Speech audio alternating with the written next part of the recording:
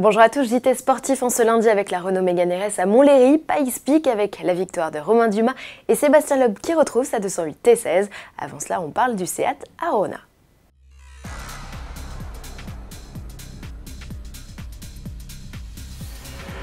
C'est le jour J pour l'Arona. Ce 26 juin, Seat dévoilera officiellement son nouveau SUV, un modèle urbain que les habitants et touristes de Barcelone ont déjà pu apercevoir.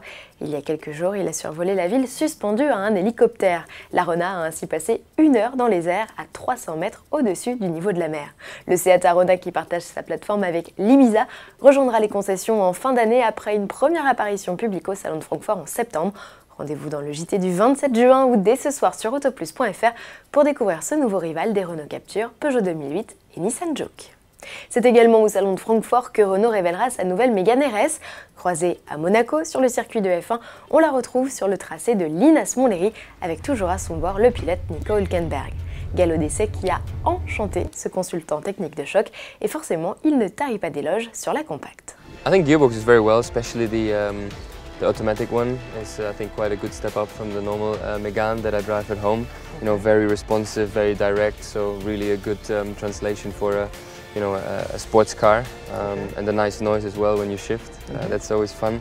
I think here the manual one, obviously a bit more racy, a bit stiffer, as you know, better balance, more front end. And here on this car, the 4Control, I think you feel really working pretty well in long sweeping corners. Si Renault a dévoilé quelques détails techniques sur sa nouvelle venue et notamment la présence d'une boîte EDC ou du châssis à 4 roues directrices, on reste toujours dans le flou concernant la puissance du 1,8 litre turbo compressé qu'elle partage avec l'Alpine A110. La Mégane RS percera-t-elle le cap des 300 chevaux? À suivre. La 208 T16 Pikes Peak reprend du service. Le monstre Peugeot, au rapport poids-puissance affolant, elle développe 875 chevaux pour 875 kg, était sur le circuit de l'Anneau du Rhin pour une session roulage avec celui qui a fait d'elle une légende, Sébastien Loeb. Le champion nous parle d'ailleurs de ses retrouvailles. Les sensations ont été bonnes, déjà globalement elle a bien marché. Bon, les limites sont loin en fait sur la voiture, ça m'a surpris quand même les vitesses de passage dans le rapide qu'on pouvait atteindre avec cette voiture, c'est assez impressionnant. Il a fallu se recaler un petit peu avec tout ça. Bon, je me rappelle que déjà à l'époque j'avais eu du mal à vraiment comprendre comment ça fonctionnait, mais ouais, c'est toujours aussi plaisant à conduire. Vous retrouverez Sébastien Loeb au volant de sa monture au départ de la course de côte de Turkheim 3 épis les 9 et 10 septembre prochains. Et puisque l'on parle de Pikes Peak et de course de côte, il y en a un qui voulait à tout prix battre le chrono canon signé en 2013 par Sébastien Loeb et Peugeot. Malheureusement ralenti par une casse de bougie, Romain Dumas n'a pas pu concrétiser ce 25 juin.